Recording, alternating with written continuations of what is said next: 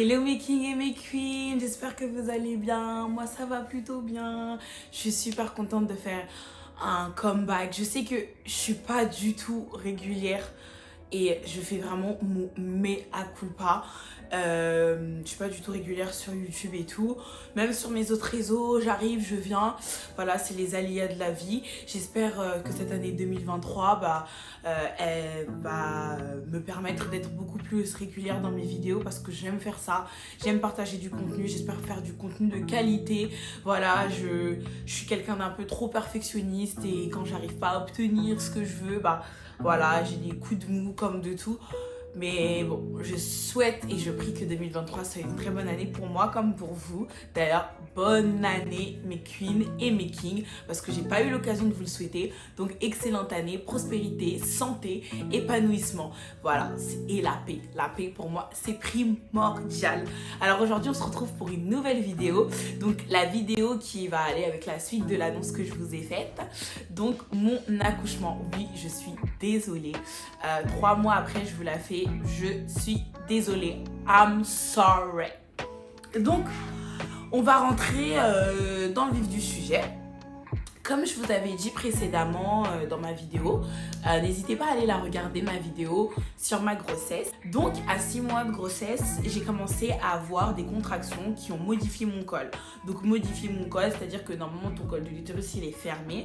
Et au moment de l'accouchement, le processus de l'accouchement, ton col de l'utérus s'ouvre pour que tu puisses expulser le bébé. Donc il s'ouvre de rien du tout à nada à 10 cm. Et donc moi, à 6 mois de grossesse, mon col il était déjà ouvert à 2, donc 2 doigts. Je sais pas si ça correspond à 2 cm, mais bon, à 2 doigts. Et donc j'ai été alitée, je pouvais plus travailler, je pouvais plus rien faire. Je devais... en fait, je devais éviter tout ce qui pourrait provoquer des contractions et qui pourrait, faire que je pourrais accoucher prématurément. Donc il fallait vraiment que je dépasse les 37 semaines aménorrhée pour la viabilité de mon bébé et tout. Mais bon, à 6 mois, si mon bébé il était sorti, il aurait pu vivre et tout. Il m'avait tout donné pour qu'il puisse vivre. Mais bon, là, le goal, c'était d'atteindre les 37 semaines. Donc, c'était vers mi-septembre, le 19 septembre plus exactement. J'arrivais à mes 37 semaines, donc la première semaine des 9 mois. Bon, c'est un peu complexe, mais bon, pour celles qui sont enceintes ou pour celles qui vont le devenir, vous allez très vite comprendre s'il n'y a rien de cornélien. Voilà. Donc, quand j'arrive à mi-septembre, votre go, moi, ça y est, je suis fatiguée. Je ressemblais à une patata. J'avais le ventre comme ça. Je voulais juste accoucher. Donc, j'ai commencé à faire tout ce que je ne devais pas faire depuis. Donc, marcher, monter les escaliers, vraiment à vive allure, les descendre et tout. Et parce qu'en plus, moi, j'avais une date. Je voulais que mon fils naisse le 3 parce que son père, il est né le 3, son frère, il est né le 3, moi, je suis née le 2. Bref, je m'étais inventé un scénario et tout, et tout, et tout. Donc, le 2 octobre, je commence à avoir des contractions et tout, mais vraiment genre des contractions. Donc les contractions qui t'emmènent à aller à l'hôpital, c'est des contractions qui sont régulières pendant une durée de 2 heures, donc espacées d'à peu près 5 minutes, mais vraiment elles doivent vraiment être régulières et tout. Moi j'ai fait les cours de préparation à l'accouchement et tout, donc voilà. Donc elles ont commencé à 22 heures, ça a été des contractions qui étaient plutôt fortes, mais que j'arrivais quand même à supporter, mais elles étaient fortes quand même. Donc, de 22h à minuit, je crois, 21h, elle a commencé à 21h, à minuit. Donc, j'avais des contractions qui étaient vraiment, vraiment fortes. Donc, du coup, on a décidé de prendre le plus grand, de l'emmener chez ma mère et d'aller à l'hôpital. En plus, je crois que c'était un week-end, donc ça tombait super bien. Oui, je crois que c'était un week-end parce que mon fils est né un mardi. Donc de ce fait-là, on prend le petit, on fait les affaires et moi je me dis que c'est le bon moment. Je vais vous mettre des vidéos. Donc moi, pour moi c'était le bon moment et tout. Donc j'arrive aux urgences. Déjà j'arrive aux urgences et tout, mais la scène genre tu comprends pas, j'ai pas capté. Il y avait une autre femme, il y avait 2 autres femmes qui étaient là, qui attendaient, et une autre qui avait un plus petit ventre. Donc je me suis dit, c'est bizarre si elle vient accoucher et tout. Bref, je commençais à parler dans ma tête et tout, entre 2 contractions. Parce que quand t'as les contractions, t'inquiète peu que tu parles pas. Sauf que quand je suis arrivée à l'hôpital, j'ai commencé à remarquer de moi-même, de mon propre fait, que mes contractions étaient beaucoup moins régulières et beaucoup moins intenses. Mais bon, moi je voulais tellement accoucher que je me suis dit non, ça va se relancer. Donc, comme je vous ai dit, on arrive dans la salle d'attente avec monsieur, avec mes affaires, ma valise. Moi qui suis très organisée, ma valise, elle est prête depuis au moins 3 semaines. On est là, on attend. Et donc là, il y a une dame qui arrive et qui dit oui, c'est pourquoi. Donc, j'explique, contraction régulière toutes les 5 minutes. Elle me fait rentrer. Je crois qu'elle était, c'était une interne ou bref, elle était nouvelle, elle ne savait pas trop. Donc, elle me fait rentrer. Et quand elle me fait rentrer, la dame, elle dit non, mais il n'y a pas de place et tout. Pourquoi tu la fais rentrer? Refais-la sortir. Donc elle me dit oui, désolée, elle me fait sortir. Elle va chercher l'autre dame qui était là avant moi, elle l'a fait rentrer et elle l'a refait sortir. Et l'autre dame, l'autre dame qui était avec nous, moi, donc l'autre femme, et elle dit mais on va pas accoucher ici. Et donc on a commencé à rigoler. Et pour la petite anecdote, on a accouché, je crois, le même jour. Et on était à 2 chambres d'intervalle, 2 chambres d'écart. Elle a accouché d'une petite fille, moi d'un petit garçon. On s'est vus comme ça. Bref, anyway, c'était la petite parenthèse. Et donc, on a attendu là, je pense, 10-15 minutes. On a attendu comme ça et tout. Et donc, un peu brouillon. Elle prenait les gens, elle déposait les gens, elle donnait des informations. Elle était là en mode je vais revenir, oh, je sais pas, elle avait l'air super paniquée. Moi, elle me faisait paniquer plus qu'autre chose. Je me suis dit, moi, je veux pas qu'elle me touche, elle. Je veux pas qu'elle m'accouche. Je veux pas qu'elle soit près de moi et tout. Parce qu'elle me communique un stress. I don't want this. Et donc, finalement, on décide de me prendre. On m'emmène dans une salle d'accouchement et tout. Du coup, on regarde, mon col est toujours dilaté à 2. Donc, il n'avait pas bougé. Du coup, on me fait un monitoring pour écouter le cœur du bébé. Donc, le cœur va bien. Effectivement, j'ai des contractions. Donc, ils font ça pendant, je sais pas, pendant 1 heure. Ensuite, ils reviennent. Mon col, il est toujours à 2. Donc, voilà, ils commencent à dire, oui, madame, vous avez des contractions beaucoup moins espacées. Donc, si elle continue à être moins espacée, on va essayer de vous aider à provoquer le travail. Donc, moi, j'avais pris un hôpital où on pouvait accoucher dans l'eau, avoir un bain et tout ça, tout ça. Donc, ils m'ont invité à aller prendre un bain pour stimuler les contractions, me détendre et tout, pour pouvoir supporter la douleur. Donc, j'ai fait ça pendant 1 heure et elle est revenue vérifier. J'étais toujours pas dilatée. Elle m'a dit écoutez, on va faire du ballon. J'ai fait du ballon, j'ai sauté sur le ballon et tout. J'ai des vidéos. Donc je sautais sur le ballon et tout. Et je sentais que mes contractions, moi-même, je sentais que mes contractions étaient plus pareilles. Donc je faisais tout pour les provoquer, ce qui me faisait encore plus mal. Et bref, jusqu'à un moment où il était 9h30, elle m'a dit écoutez madame, on va vous donner du Doliprane, du Spasfon et vous allez rentrer chez vous parce que vous allez continuer le travail chez vous parce que là le travail il avance pas, il évolue pas, ça sert à rien qu'on vous garde, on n'a pas assez de place et tout. Dépitée, je commence à pleurer, je dis à la dame que moi je veux rester, qu'ils peuvent pas le provoquer, que ça y est, voilà, j'étais à 37, ouais j'étais 37 plus 5, ça y est, faites-moi sortir le bébé et tout. Et elle me dit que non. T'as 37 plus 5? Je crois que j'étais à 38, je me rappelle plus exactement. Et elle me dit que non, donc je rentre chez moi, dépitée, je pleure, je rappelle ma mère, c'est pas pour aujourd'hui. Ma mère elle dit c'est pas grave, la prochaine fois ma fille tu verras, ça sera la bonne et tout. Donc ça c'était le 2. Et il faut savoir que moi le 3 à 10h, j'avais rendez-vous à l'hôpital pour un contrôle. Excusez-moi, j'écoute, c'est mon fils. Il est un peu enrhumé. Pour un contrôle des 9 mois et tout, que tu fais avec ta maternité. Donc je rentre, moi déterre, je veux accoucher. Donc on va à Decathlon, j'achète un gros ballon et tout. Et je demande à ma petite sœur de rester à la maison chez moi pour pouvoir surveiller le grand s'il faut partir. Parce que là, moi j'étais déterre, je regardais toutes les astuces sur internet, on a coqué, tout ça. Ça n'a pas marché, mais bon, ce qu'il fallait coquer vraiment, donc voilà. J'ai marché, j'ai refait l'escalier jusqu'à en transpirer et ensuite j'ai fait du ballon. J'ai une vidéo. J'ai fait du ballon, je voulais décoller au ciel, je voulais que ce bébé il arrive et bim, 21h encore une fois, donc 21h du 2. Contraction, mais contraction à la mort, toutes les 5 minutes, toutes les contractions à la mort. Et mon compagnon il m'a dit c'est mort, on va pas aller pour retourner et tout, non. Donc comme ça, j'essaye d'aller me coucher, je prends une douche chaude, ça passe pas, j'ai mal. Et genre j'avais tellement mal, les contractions que j'avais eues avant, c'était rien du tout, mais vraiment rien du tout. J'avais mal, je me tortillais, j'ai essayé de dormir, je pouvais pas dormir. Je crois que j'ai essayé vers 23h jusqu'à minuit de dormir. Je tournais, j'arrivais pas et tout. Et là, à minuit, je crois à minuit 2h, ça a commencé à péter. Je criais dans la maison. Au secours. Mais je vous en parle là, je me rappelle de la douleur. Je me rappelle, quand les gens disent oui, on oublie tout, c'est faux. Moi, je me rappelle de la douleur.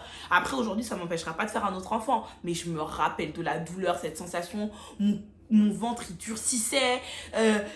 Tu peux rien faire, on te dit de pas te crisper, t'es là, tu te lances et tout, tu sais plus comment respirer, c'est horrible. Donc, comme ça, jusqu'à, on prépare le petit, enfin, monsieur prépare le premier pour aller à l'école et tout. Je crie, hein, et mon fils qui dit à son père, papa, il faut vraiment que vous t'emmènes maman à l'hôpital parce que je ne l'ai jamais entendu pleurer comme ça. Et mon compagnon, lui, là, il sait pas qu'il n'en avait rien à faire, il me dit courage, il se lave.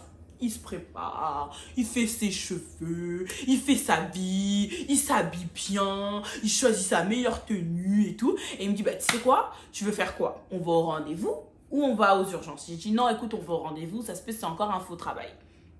Donc là, je vous parle, j'ai des contractions depuis 21h le 2. Là, nous sommes le 3 et il est 9h. Et j'avais rendez-vous à 10h. Donc, on va pour prendre le rendez-vous, nanana. Donc, dans la salle et tout, je marche doucement et tout parce que j'ai des contractions. Donc, un moment, m'appelle, prend et tout. Elle sent que j'ai des contractions parce que je me stoppe, j'arrive pas à parler. Elle me dit, écoutez, soufflez. Elle me fait un exercice de respiration. Et elle me dit, écoutez, madame, je pense que ça va être aujourd'hui. Donc, je vous monte en salle d'accouchement. Je dis là, non, mais j'étais hier. Elle m'a dit, non, on y va. Donc, elle me monte en salle et tout. Je fais pas du tout la queue comme j'avais fait, du coup, le jour d'avant et tout. Elle me monte direct. On me trouve direct une salle et tout. Et on m'examine. Et là, on me dit quoi? Madame, vous allez accoucher aujourd'hui. Oh my God! I was so excited. J'étais là, j'étais comme... J'appelle ma mère et tout, vas-y pour aujourd'hui, je rentre pas. Oh, gloire à Jésus, gloire à Dieu. Commence à appeler les pasteurs, les gens et tout, et tout, et tout. Et donc lui avec sa maman et tout, nanana. Et donc elle me dit, ouais, vous êtes à 3. Donc bon, moi avec tout le travail que j'avais fait, je pensais, et la douleur que j'avais, moi je pensais que j'étais déjà 5, 6. J'étais déçue, mais je savais que je pouvais rester. Donc elle me dit, vous voulez aller à la péridurale? Et à la base, moi, je ne voulais pas accoucher avec la péridurale. À la base. Vous entendez bien, à la base. Donc, vous allez comprendre qu'à la fin de cette histoire, j'ai eu la péridurale. Donc, à la base, je ne voulais pas. Donc, je leur ai dit non. Donc, elle m'a dit d'accord. Quand vous voudrez, vous pourrez aller prendre un bain et tout. Elle était tellement bienveillante. Je ne sais plus si elle s'appelait Mélissandre. Je crois que si, c'était Mélissandre. Une sage-femme, mais tellement... J'ai trop le seum parce que c'est pas elle qui m'a accouchée. Et ça m'énerve trop, ça. C'est pas elle qui m'a accouchée, mais elle a été là. J'étais Mélissandre. Et on est dans l'euphorie et tout. On avait archi faim, on n'est pas mangé et tout. Du coup, monsieur, il décide d'aller chercher à manger. Il me dit, bah écoute, je vais chercher à manger d'un truc léger et tout. Je dis, mais je crois que j'ai pas le droit de manger. On demande et ils disent que comme j'ai pas...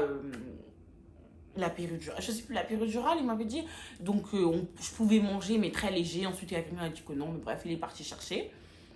Ensuite, il est revenu, j'ai mangé un petit peu, mais vraiment léger. J'ai plus bu que mangé parce que au cas où je devais avoir une césarienne d'urgence, il fallait que je puisse être optimale. Du coup, donc là, ça passe, les heures passent, j'ai mal, je souffre. Mélissandre, elle me donne une application du coup à Ulrich, qui est mon compagnon Ulrich, et qui fait pour m'aider en tout cas, à avoir une bonne respiration et tout. Et du coup, ça m'aide de ouf et tout. Et ça m'a aidé de ouf et tout. Donc, dès que j'avais une contraction, je faisais ça. J'essayais de me détendre au max. Et franchement, elle me parlait. C'était trop bien. Elle me tutoyait et tout. Enfin bref, j'étais dans un beau cocon. Jusqu'à un moment, du coup, j'ai pris un bain. Oh, dans le bain, c'était trop bien. J'ai réussi un peu à dormir un petit peu. C'était chaud. Et après, ça commençait à vraiment devenir chaud. Et je sentais comme si... vous voyez, là, je pense que c'est le vagina. Et je sentais comme s'il y avait quelque chose qui me poussait. Vraiment, qui me poussait. Et du coup, ça me saoulait de ouf et tout. Et à chaque fois qu'ils venaient m'examiner, en fait, ils ont constaté que mon col ne se dilatait pas, donc il n'ouvrait pas. Donc depuis que j'étais arrivée à 10h, à 13h, j'étais toujours à 3 cm. Du coup, vers 15 h, je crois, je me rappelle plus exactement, ils décident de mettre de l'ocytocine. Du coup, c'est l'hormone. Bref, c'est l'hormone qui est sécrétée pour faire l'hormone du plaisir, je crois. Bon, en tout cas, c'est ça qui fait dilater le col. Du coup, ils m'en ont mis en perf pour que mon col il puisse se dilater parce que ça y est. Donc, ça marche très bien. Donc, je passe de 3 à 6. Et ma maman, mon fils, Liam, il supportait plus l'ocytocine. Donc, ils ont décidé de diminuer la dose jusqu'à totalement la stopper. Et en faisant ça, ils sont revenus du coup à 16 h. À 16 h, quand ils ont... Non, à 17 h, ils ont remarqué que quand ils ont arrêté l'ocytocine, du coup, mon col ne se dilatait plus. Oh là là, laisse tomber. Moi, j'avais pas de péridurale. J'étais fatiguée. Je commençais à être fatiguée parce qu'il faut savoir que du coup, j'avais des contractions depuis le 2. Donc, j'étais fatiguée. Mon col, il voulait pas s'ouvrir. Du coup, 17 h 30, je leur ai dit, écoutez, je veux la péridurale. Ulrich, il était là. En plus, il faut savoir que Ulrich, il a été vraiment mon meilleur soutien. Vraiment, il était là. Non, tu peux le faire, bébé. T'es courageuse. Non, j'aurais jamais cru. Parce qu'à la base, dans la vie de tous les jours, je suis une chochotte. Voilà, j'aime pas souffrir, j'aime trop exagérer, je suis une drama queen.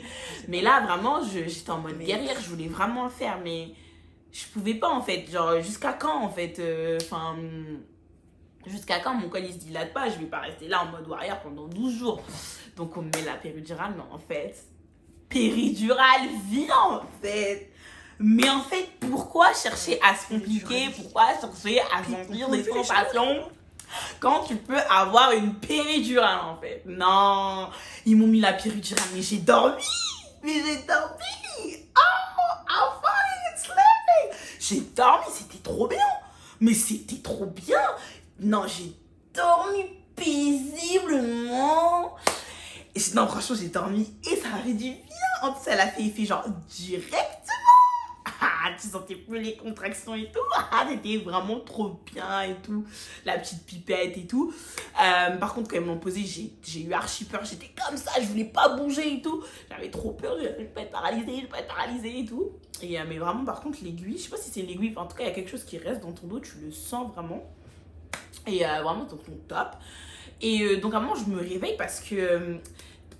je sais pas, non, c'était après. Ouais, c'était après. Parce que ma péridurale, elle me permettait d'avoir la mobilité de mes jambes. Voilà, je suis partie vraiment dans une maternité où tu as vraiment quelque chose de physiologique. Donc, donc très naturel. Donc, je me réveille parce qu'il y a il y a vraiment quelque chose qui pousse au niveau de ma vagina. Et donc j'appelle Mélissandre et je lui dis, Mélissandre, ça pousse et tout. Elle me vérifie, elle me dit, écoute, t'es toujours assise et tout. Et tout. Je lui dis, mais ça pousse. Elle me dit, écoute, sa tête, elle doit être proche et tout, mais t'es toujours assise. Donc vas-y. Et à un moment, j'ai à Ulrich, ouais, je sais pas, il y a quelque chose et tout. Je me lève. Je sais plus si je me lève ou je sais pas. Je sens comme quelque chose qui coule, tu vois. Donc, dans un premier temps, moi, je me suis dit, je me pisse dessus. Parce que vers la fin de ma grossesse, ça m'arrive. Et donc, je me suis dit, tu vas me pisser dessus. Parce que c'était chaud et tout, nanana. Et donc, je garde le drap, je montre à Mélissa. On a dit, c'est beaucoup quand même pour de la pisse et tout. Bon, écoute, allons aux toilettes, va faire pipi. Et quand tu reviens, si ça coule encore, c'est que c'est pas ça. Donc, je vais aux toilettes, je pisse pour moi. Et là, aux toilettes, flacanado et tout. Et là, Mélissandre, elle me dit, non, tu pisses pas, t'es en train de perdre les os. Oh, ça mec, j'étais là en mode, what the fuck is real? Tu vas avoir un bébé, we're gonna have a baby. Non, j'étais trop... j'étais émotionnée et tout. J'étais là, maman, je perds les os et tout. Ça, c'était dans les coups de 18 h et tout, parce que Mélissandre avait fini son service vers 20 h 30. Donc, dit que le travail, il allait accélérer. 19 h, je suis toujours assise. Donc là, les médecins, ils commencent à venir. Ils me disent, bon, écoutez, on va remettre l'ocytocine. Ils remettent l'ocytocine et tout. Et donc, Mélissandre part. Elle me dit qu'elle me souhaite que du bon, que ça va bien se passer, que je vais avoir un bel accouchement. Bref, que des belles choses et tout. Moi, je suis en larmes parce que je voulais Mélissandre. Je fais ma petite capricieuse de 2 ans et demi. Moi, je veux Mélissandre! Comme si Mélissandre, elle allait pas finir sa garde de 12 h pour rester pour moi, Sephora la Queen, pour m'accoucher, quoi. Booking. Donc là, il y a une autre équipe avec une interne, je crois. Moi, là-bas, je voulais pas d'interne. J'étais pas dans ce délire-là. Mais vas-y, là, j'ai accepté. Et donc, ils arrivent, ils m'auscultent et ils disent... bah, elles arrivent très gentilles, mais tout de suite, elles arrivent avec des nouvelles, t'as peur. Oui, le bébé ne supporte plus l'ocytocine, on doit arrêter. On doit laisser votre col travailler tout seul. Donc là, je suis passée de 6 à 7. Et encore, il n'était pas très sûr. Liam, il commençait à faire des ralentissements au niveau de son cœur. Il commence à ralentir. Et du coup, ils me disent, oui, peut-être qu'il est en train de puiser dans ses ressources. Donc, si ça continue comme ça, madame, il faut commencer tout doucement à peut-être penser à une césarienne, parce que en fait Liam est mal positionné, parce qu'en fait je crois qu'elle a mis sa main, et ouais, en fait elle a mis sa main dans mon vagina, et en fait elle sentait une boule, genre elle disait, en fait d'abord c'était l'interne qui disait oui je sens une boule et tout, et la dame elle fait oui effectivement on sent comme une grosseur et tout, pour qu'au final il m'annonce que Liam était mal positionné. Je crois que le bébé il doit avoir la tête je sais plus si c'est comme ça, la tête face vers le haut ou face vers le bas, je me rappelle plus exactement, mais en tout cas moi mon fils il était au contraire de ce qu'il devait être, et du coup il est resté bloqué dans mon bassin. C'est pas qu'il pouvait pas passer, c'est qu'il est resté bloqué parce qu'il avait pas la bonne instruction. Donc pendant 1 heure on m'a fait bouger, on m'a fait me retourner, on m'a fait tourner, on m'a dit de me mettre dans certaines positions, j'ai fait ça, et du coup il a bougé un peu, mais il a bougé de 3/4, genre il était sur le teco, comme ça, le mec était sur le Tex-Max, mais toujours pas dans la bonne position. Du coup, commençait à me parler de césarienne dans ma tête, moi je voulais pas entendre ça. Dans les coups de... Je sais plus exactement si c'était quelle heure, mais c'était la nuit, tard. Ils commençaient à me parler encore de la césarienne, et ils me disent que, en gros, écoutez, si son cœur, il a encore des ralentissements comme ça, on devra venir faire un examen au niveau de sa tête, prélever un peu de sang pour voir s'il puise dans ses ressources ou pas. Et elle me dit ça, et même pas 5 minutes après, elle revient avec des médecins et tout. Oui, bonjour, on est tel médecin, nanani. Et du coup, on va le faire tout de suite, le prélèvement. Ils essayent de détendre l'atmosphère en me disant, on va voir s'il a des cheveux et tout. Mais moi, je me dis, mais attends, il y a quelque chose. Something happened, because ils sont venus me dire qu'ils allaient revenir dans 30 minutes. Elle a même pas pris 30 minutes. On dirait qu'elle a fait la porte d'à côté. Ils sont revenus. What's going on? Commence à avoir peur, commence à prier. Ulrich qui me tient la main, qui me dit que tout va bien aller. Sur ce coup-là, t'as pas ton téléphone, donc j'ai pas ma mère. I feel upset, je suis bouleversée. Je sais pas quoi faire. Et du coup, ils font le truc. Ils me disent, oh, il a plein de cheveux. Ils essaient vraiment de me détendre. Ils me disent, ouais, il a beaucoup de cheveux. Et là, c'est... Ça s'est passé, je suis désolée, je suis émue, j'aurais pas pensé. Ça s'est passé en fait, c'était le scénario que je voulais vraiment pas avoir de césarienne, parce que je savais que quand tu avais une césarienne, je suis passée 3 heures sans ton bébé, enfin moi j'ai passé sans mon bébé en tout cas, enfin t'avais pas ce truc avec ton bébé, et que enfin moi je voulais vraiment sentir le fait de pousser et tout, enfin j'avais imaginé entre guillemets mon accouchement idéal, et voilà. Et donc là, bim, ils me disent ça. Et là, je vois qu'il y a plein de gens qui rentrent et qui me disent, ils commencent à me mettre une Charlotte et tout. Écoutez, madame, là, on a 30 minutes pour sortir le bébé. Il est en souffrance fétale. Voilà, il supporte plus les contractions. Votre col se dilate pas. Il est bloqué. Il n'arrive pas à trouver le chemin pour sortir et tout. Vous avez rien fait. Vous n'avez rien de mal. Votre corps est tout bien. Mais on doit sortir bébé. Et là, bim, ils arrivent. La dame, ils mettent une Charlotte. La dame de l'anesthésie qui m'avait fait l'anesthésie, d'ailleurs, qui était super chiante. J'ai oublié de vous dire. Mettez vos masques, mettez vos masques. Moi, je suis en train d'accoucher, ma gueule. Moi, je mets pas de masque. Je mets pas de masque, ma gueule. Toi, si tu veux, tu mets un masque. Moi, je mets pas de masque. Et ouais, mais elle est trop énervée. Bref, elle revient et elle met une dose supplémentaire, en fait, beaucoup plus forte. Ensuite, on arrive, il y a une dame qui vient, qui commence à m'épiler au niveau du pubis et tout, au niveau un peu du ventre et tout, qui m'épile et tout. Commence à dire à Ulrich, oui monsieur, mettez ça, nanana, commence à lui donner des habits. On commence à ramener un brancard, je vois qu'il y a plein de gens qui rentrent et tout, brancard et tout. On met une blouse et tout, parce qu'à la base, en fait, j'étais naked. Completely naked, parce que je me sentais à l'aise comme ça, et je pouvais en fait me promener comme ça. Donc là, ils ont mis une blouse, ils commencent à prendre le lit, écoute, on l'emmène, et je dis à Ulrich, juste préviens ma mère, s'il te plaît, préviens ma mère. Et en fait, tout ce... Parce qu'en fait, en plus, il y a une dame qui a crié... En fait, elle a tapé un truc dans ma chambre et elle a dit code orange, code orange. Donc, j'ai paniqué. Je me suis dit code orange, c'est presque rouge. What does it mean?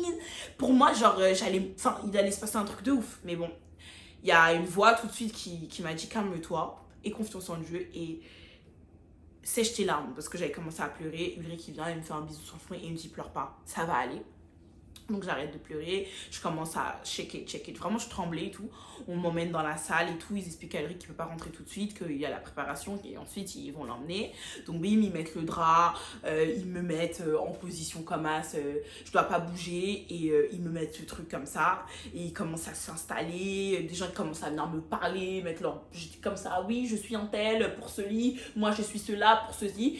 Et moi, la seule chose avant de rentrer dans le bloc, j'ai pris la sage-femme comme ça et je lui dis... Si qui respire ou qui respire pas, donnez-moi mon fils. Mettez-le-moi près de moi. Vous faites pas vos délires. Vous prenez l'enfant et vous allez direct. J'ai dit, peu importe dans quel... Je sais, juste une seconde, vous le mettez contre moi. Ouais, il faut savoir que moi, je regardais Grey's Anatomy, donc j'étais calée niveau médical. Limite, c'est pas moi, je faisais ma propre césarienne, en fait. Et du coup, elle me dit d'accord, pas de souci. Donc, ils commencent à se placer, tout ça, nanana. Et je sais plus si Ulrich était venu à ce moment-là.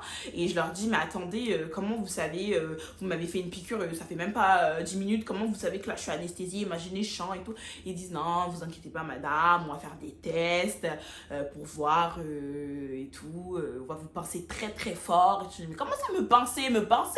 Elle me dit, non, mais vous inquiétez, on va vous pincer fort et on va voir si vous sentez ou pas. Donc, pendant qu'il me parlait, il me dit, vous avez senti? Je dis, non, j'ai rien senti. Bah voilà, on vous a pincé. C'est-à-dire que l'anesthésie marche. Là, je les entends scalpel, coin, nanani, nanana, commencer. Et je sens, ça me fait pas là, mais je sens qu'on est en train de trifouiller dans mes organes, dans mes trucs. Je capte pas le truc. Je sens que vraiment et tout, on me tire et tout. Et à un moment, ils me disent, madame, poussez. Moi, j'ai pas capté. Je me suis dit, mais ils sont en train de me faire une blague et tout, j'ai pas compris. Ils me disent, poussez. Donc, moi, j'essaye de faire selon mes réflexes. Donc, je fais, Et là, je sens vraiment, c'est vraiment ce mouvement-là. Comme ça. On est en train de, c'est vraiment comme ça que je l'ai senti. Et là, j'entends un esquisse de pleurs, mais rien. Et ils me disent, j'entends 1h54, voilà, madame, votre fils est né. Mais on n'entend rien. Et là, tremblement dans ma voix. Mais il pleure pas. Et là, Ulrich, qui est quelqu'un de plutôt, voilà, pas optimiste, mais c'est pas quelqu'un qui voit le mal. Moi, je vais voir vite le mal, lui, il va pas le voir tout de suite. Du coup, Ulrich, il dit, mais on n'entend pas pleurer. Et les médecins, ils disent, oui, vous inquiétez pas, il a beaucoup de liquide et tout. Et là, ils se sont rappelés de ce que j'ai dit. Du coup, ils ont pris mon fils et ils me l'ont ramené vers moi comme ça. Ils m'ont jeté en mode coma et tout. Et je disais, Jésus, je t'en supplie, Jésus, fais-le pleurer. Et là, mon fils, il a commencé à pleurer. Genre, vraiment. Mais c'était vraiment un pleur étouffé. Et genre, étouffé, mon fils, il était tout bleu. Vraiment tout bleu. Et en plus, ça se voyait qu'il était coincé parce qu'il avait une coque. J'ai eu peur. J'ai commencé à me dire, mais wesh. C'est quoi ça? Wesh, c'est quoi ça? C'est comment ça? Il avait une tête, mais une tête difforme. Et là, ils le prennent, ils commencent à lui faire des aspirations. Et quand ils repartent avec lui, il se remet à pleurer. Du coup, ils me le mettent et tout. Faites-lui des bisous. Comment il va s'appeler? Liam. Donc, je dis tous ses noms et tout. Et ils partent avec. Et Ulrich, il me fait un bisou et tout. On me félicite et il part. Et là, quand il part, moi, je suis en panique. Je regarde comme ça mon fils partir. Je vois même pas, je connais même pas son visage. Je vois même pas, il ressemble à quoi. Je sais juste que mon fils, il était bleu et qu'il avait du mal à respirer. Et du coup, là, moi, panique et tout. Je commence à, je sais pas, paniquer. Commence à faire une mauvaise réaction. Je sais plus si c'était par rapport à l'anesthésie ou pas. Mon corps commence à trembler tout seul. Je commence à avoir froid. Je suis mal à l'aise. Je commence à leur dire, j'ai mal à la tête. Je suis pas bien et tout. J'ai envie de vomir. Et là, bref, ils m'emmènent un truc, je sais plus comment ça s'appelle, un pot. Je sais plus. Bref, je vomis. Donc, je vomis le jus d'orange que j'avais bu. Voilà pourquoi on me dit de pas manger. Donc, je vomis et tout ce que j'ai mangé et tout, nanana. Et je continue à pas me sentir bien. Une sensation, mais désagréable. Je me sentais pas à l'aise, vraiment pas à l'aise. J'étais là, mais il me reste combien de minutes? Et pourquoi je suis là? Et il me disait, madame, arrêtez, paniquez pas. Et il faut savoir qu'il m'a mis une couverture chauffante. Avez-moi J'ai vraiment fait une crise de panique dans le bail. J'étais pas bien, je me sentais pas maître de mon corps. J'ai pas accepté ça. Et ben, il faut savoir qu'ils ont ouvert 12 couches. Une césarienne, c'est ça, hein, on ouvre 12 couches de la peau, la graisse pour atteindre l'utérus et tout. Et du coup, il faut tout recoudre. Donc, ça a pris un moment. Tu les entendais, les ustensiles, à faire des trucs. À la fin, tu entends des bruits d'agrafes. Madame, c'est fini. Et là, ils t'expliquent qu'ils vont t'emmener voir ton bébé et qu'après tu vas monter en salle de réveil et tout. Sauf que moi, avant qu'on me dise ça, il y a une dame qui vient et qui me dit qu'en gros, au début on me dit bébé va bien, il est en peau à peau avec papa. Ensuite on revient, on me dit écoutez, il a une petite détresse respiratoire et tout, rien de grave, on lui a mis un petit masque et tout pour respirer, mais il respire tout seul. Donc je comprends pas pourquoi il a un masque s'il respire tout seul. But anyway, donc j'arrive. Ils finissent de me recoudre et tout, nanana. Ils me disent de pas bouger, ils me remettent sur un autre lit et ils m'emmènent au niveau de mon fils. Et là, ça a été le moment où j'ai plus détesté dans mon accouchement parce qu'en fait, je suis arrivée, il avait la machine, du coup, je voyais pas son visage. Et mon lit ils ont essayé de faire rentrer le lit dans la salle où mon fils était, mais mon lit il rentrait pas. Et moi, je pouvais pas bouger, j'avais pas encore la mobilité des jambes et tout. Du coup, je voyais pas mon fils, je voyais ses pieds et tout, mais enfin, je voyais pas son visage, je savais pas. Et je demandais du coup juste à Ulrich, il ressemble à qui, il ressemble à qui. Et il me disait, c'est toi, il te ressemble, c'est toi. Et après, je pouvais pas rester, donc on m'a mis en salle de réveil. En salle de réveil et tout. J'étais là, je faisais que de demander, il est où mon fils, il est où mon fils. Et on me dit, il est avec son papa, il va bien. Et là, je me suis endormie. Je sais pas pendant combien de temps. Je me suis endormie et je me suis réveillée parce que j'avais encore cette sensation de tremblement, d'inconfort. Et je me rappelle qu'il y a une dame qui était venue et qui m'a réveillée et qui m'a dit, écoutez, madame, je suis telle et je vais devoir appuyer sur votre ventre pour voir si tout le sang qui doit sortir et tout est bien sorti, ça va pas être agréable et tout, nana. Et moi, la seule chose que j'ai dit là, c'est avez-vous des nouvelles de mon fils, comment va mon fils?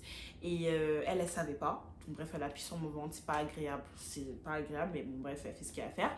Et là, je vois du coup la sage-femme, que Dieu la bénisse, franchement, j'avais tellement prié pour mon accouchement, j'avais tellement prié pour le corps médical parce que moi je suis une personne, je suis madame, je suis un peu genre la clientérienne, tu vois, genre en mode quand je suis cliente, je veux que la personne qui soit en face de moi, elle fasse du travail de pro parce que moi dans mon taf, je suis plutôt professionnelle. Donc j'attendais vraiment de ça, donc j'ai tellement prié pour le corps médical et Dieu a exaucé mes prières parce que j'avais un corps médical mais top.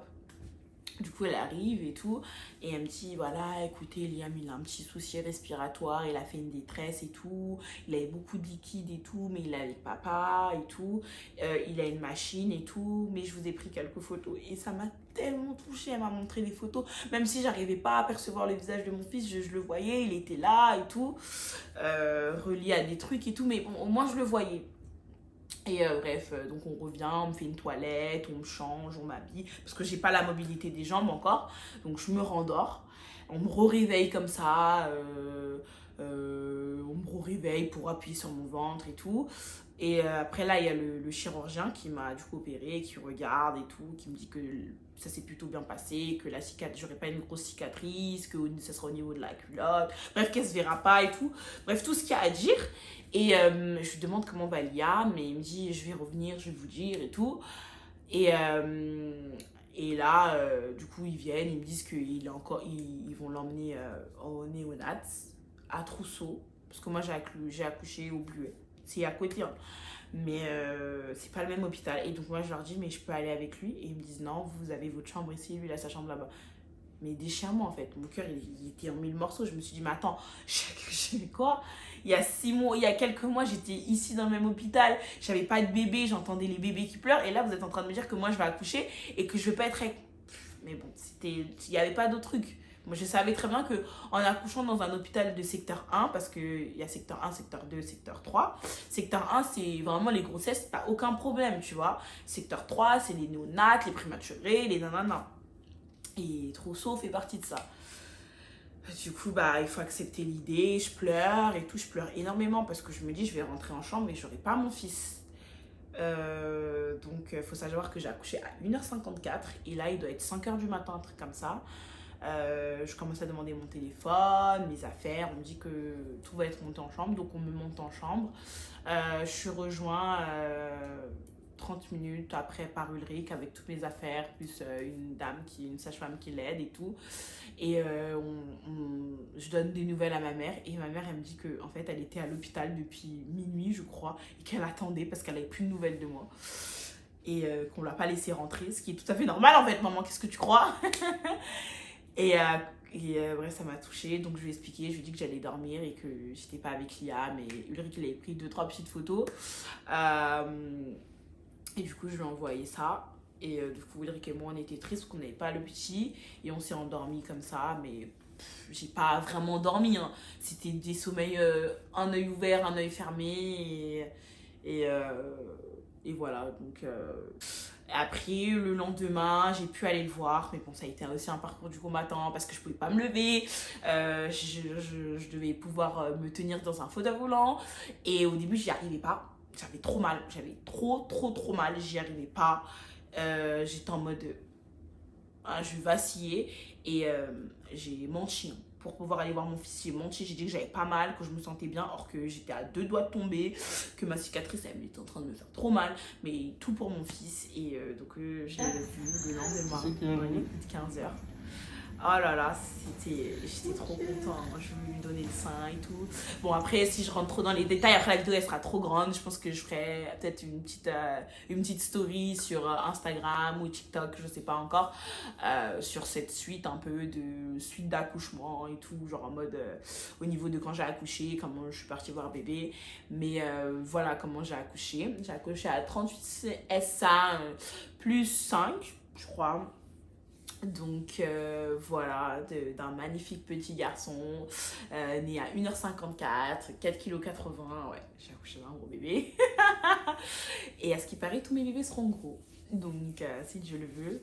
Donc voilà ma story d'accouchement. C'était le plus beau jour de ma vie et si je devais le refaire, je le referais. Là la grossesse me manque, toute cette étape, cette excitation, cette adrénaline de bébé, ça me manque trop. Ça me manque vraiment trop et tout. Mais voilà, j'aurais voulu avoir un autre accouchement, mais je me dis que Dieu sait, seul sait pourquoi j'ai eu un accouchement comme ça. Je suis restée 4 jours à l'hôpital, je crois. Et voilà, après ça s'est plutôt bien passé. Ma cicatrice, elle n'est pas très apparente. Bah, aujourd'hui, j'ai toujours mal à la cicatrice. Elle me tiraille. J'ai vraiment une sensation de tiraillement et tout. Donc je travaille pas. Et voilà, mon fils, aujourd'hui, il a 3 mois. Il va avoir 4 mois bientôt. Et c'est mon bonheur de tous les jours. C'est inexplicable. Ça grandit tellement vite. Ça pousse tellement. C'est trop waouh. Donc voilà l'explication pour mon accouchement à moi. Mon incroyable accouchement. C'est tout pour cette vidéo. J'espère que cette vidéo vous aura plu. N'hésitez pas à me dire en commentaire vos accouchements pour vous mesdames, parce que messieurs voilà, mais aussi comment votre ressenti à vous messieurs, hein. Je suis open à tout. Et quel est votre accouchement idéal? Je vous le souhaite en tout cas. Et n'hésitez surtout pas à partager, à liker, à commenter, à donner du boost. C'est important parce que c'est ça aussi qui démotive des fois. Et aussi à me suivre sur tous les réseaux sociaux. Et voilà, je vous fais des gros bisous. On se retrouve pour une prochaine vidéo. À très bientôt. Bisous.